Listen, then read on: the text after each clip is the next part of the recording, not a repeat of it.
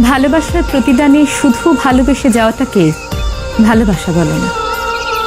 ভালোবাসা মানে যাকে ভালোবাসবো তাকে ভালো রাখবো।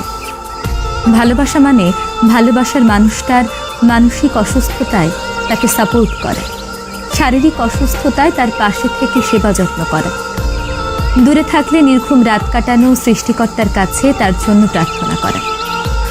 ভালোবাসার প্রতিদানে ভালোবাসতে সবাই পারে, কিন্তু যাকে ভালোবাসি তার দুঃখ, কষ্ট, মানসিক অস্থিরতা এই জিনিসগুলোকে আপন করে নিতে না পারলে কিসের ভালোবাসা, কিসের টান?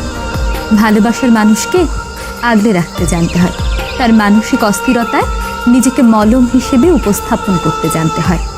ভালোবাসি মানে শুধু তাকেই ভালোবাসি না, তার সুসময়ে যেমন তার পাশে আছি তেমনি তার দুঃসময়েও তার পাশে থাকবো।